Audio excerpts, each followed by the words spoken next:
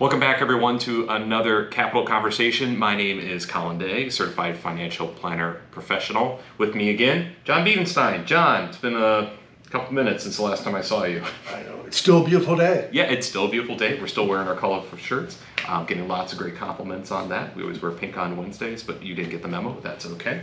But this is a second part of our three-part series on 6 things that soon-to-be or current retirees are asking us as financial professionals. So we've already talked about the first two. The first two were, will blank affect my ability to retire?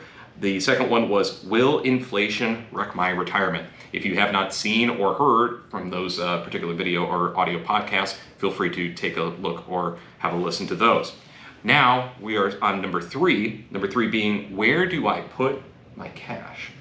And it seems kind of weird that we as financial professionals are talking more about bank products, or at least that's how I feel, at least, because when it comes to handling cash, that's not exactly something that we as financial advisors normally do. Would you agree? I would agree. So we are trying to find ways for our clients to be productive, because when the stock market isn't agreeable, when it's doing the things we don't want it to do, we have to find ways to say, okay, well, if that part of our money isn't doing well, what good stories can we tell? Where can we be more productive? And so for many folks, it's finding better instruments than where you've been at. You may have been with this bank forever, but they're still paying that same 0.01% interest rate on your savings, and it might be time to walk. But the challenge is that when I get that question, I'm always thinking about, what are the questions that we need to ask first before we get to the result? What is your solution? And for me, like the first thing that I like to ask is, we're going to make sure that we have enough for our monthly expenses regardless of what we do with this money. Because I don't know about you, but when I go drive down the street and I see the banks advertising a 12 to 15 month CD, I don't know if that's something I want to lock my client's money into, right? So that's the first thing that I like to start at.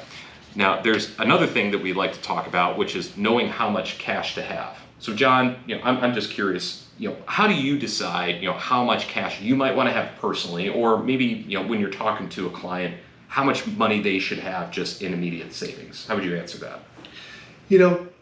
My father told me once that before you invest money, make sure that you've got at least 6 months savings in savings. Mm-hmm. And I think that's still a good rule of thumb. And, whether it's, just in case you lose your job, we have had some, difficult times in regards to, especially during COVID. Mm-hmm. But you might want to, especially if you have a family and you've got kids and a significant other involved too, maybe you want to extend that to say, I want to have 12 months in the bank just in case. So it's always a good it's always good to have some cash in the portfolio, and that means bank CDs, high yield savings, something like that. Yeah, and even for the younger clients that I talk to, I try to make sure that they understand, like, hey, we want to be productive, we want to grow our money over time, and especially when we went through a decade plus of growth since the Great Recession, it's been hard to tell people to make sure that they still hold on to cash, because when the market is up pretty consistently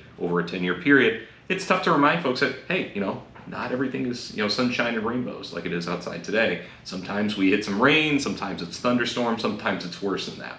So we have to make sure that we have the security there. And then after we have that type of security, then we can explore other options. So when we were doing our presentation a couple weeks back, we were talking about things like, CDs, like I just mentioned, certificates of deposit, where the bank is taking your funds, are going to guarantee some kind of interest rate for the duration of that loan. You've got high yield savings accounts, which are becoming more and more popular. I can't remember the outlet, but there was a big front page on high yield savings and how not having a brick and mortar presence is actually allowing these banks to offer higher interest rates than many of which we're finding if we walk into the local bank. We've got money markets, we've got treasuries. We've been working with several clients on purchasing and laddering treasuries. So purchasing treasuries at certain durations so that they might mature and we can explore new opportunities or interest rates. Any particular thing that you've been talking about with folks? Yeah, again, I think if people are comfortable with, putting their money in a high yield savings account, and, it might not be your brick and mortar, but it's more of a, online bank entry company. those are the ones that I've seen more and more people using today. Yeah, and there's a great difference in terms of the interest rates that you're going to find on those, because certain well-known banks, let's say, might offer fairly decent rates, but they might have high minimums. Or you might find some obscure bank that's just giving you a ridiculous percentage, but then you got to wonder, what else are you doing with my information? What are you going to try to sell me? So if I'm going to lose money on something, I'm probably going to gain someplace else. So I need to make sure that if I'm making a suggestion on a high yield savings account, hey, let's make sure that we're working with a reputable organization, of course. I think that's critical. Yeah. So, John, why don't you take us to question number 4? The question number 4 is, how do I invest? How do I stay invested in these turbulent times, or in times like these? And it's important in regards to staying invested, because we can't control what the markets do going up and down. So it's very important that we have, and we've talked about this before, but we have different buckets of money. A 401k investor might have a Roth bucket and a traditional or taxable bucket. Retirees want kind of 3 buckets to look at. You want that cash bucket that's really that income you need over the next 12, 24 months. And then the second tier would be kind of a fixed income targeted bucket, which would be a higher yield, maybe more of a 60-40 bond portfolio, bond equities that might pay a greater return, and then an equity portfolio that might be the longer term stuff, or the equity bucket or the long term bucket. Now you put the other items I mentioned earlier, the Roth, because in a lot of cases retirees view that as legacy dollars. You might not need it, so you might want to. Roth might be something that you go for that, growth bucket, versus, money that you might need in 5 to 10 years or 3 to 10 years, let's say, is more in that kind of fixed income. Yeah, right. Side.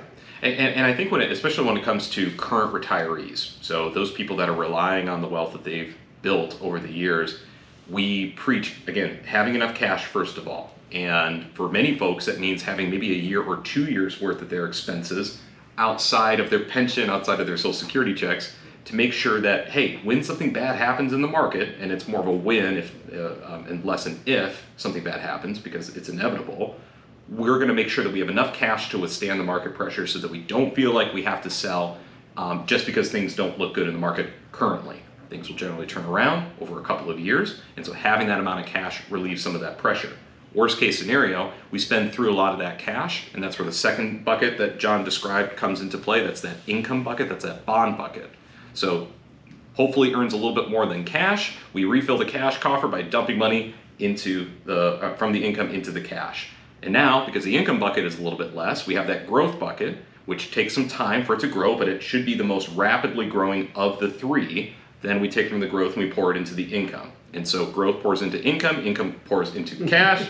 So this cascading of dollars in this case helps our retirees understand, oh, okay, I don't have to worry so much about the short-term implications of the market. Again, it takes a few years to recover, but as long as we have a system in place, I feel like that gives a lot of confidence to folks. I don't know if you would agree. I would agree. So. And again, just being able to rest assured that, like I said, you're not working anymore for a retiree, but it's just like if you were in a situation during COVID and you lost your job. It's very difficult, have you had no resources, or maybe your employer didn't pay severance, didn't pay things like that. So you want those available resources to pull from. And you also want to manage things, in these difficult times where, let's say, you had a car problem and you had to take additional monies out of your cash portfolio to pay for a big expenditure. Well, you want to kind of plan ahead with that. So maybe you won't be able to do the extended vacation that you might have planned earlier because of things like that. So I think doing some lifestyle adjustments due to those factors too is critical. Great. All right. Well, those were questions 3 and 4. Stay tuned for questions 5 and 6 in the next edition of Capital Conversations. For John Biedenstein, thank you.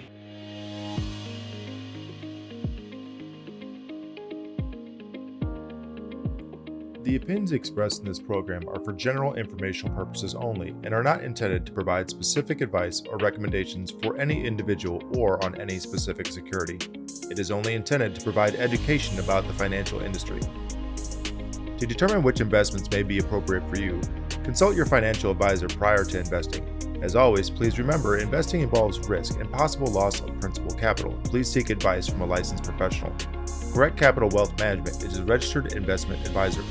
Advisory services are only offered to clients or prospective clients where Correct Capital Wealth Management and its representatives are properly licensed or exempt from licensure. No advice may be rendered by Correct Capital Wealth Management unless a client service agreement is in place.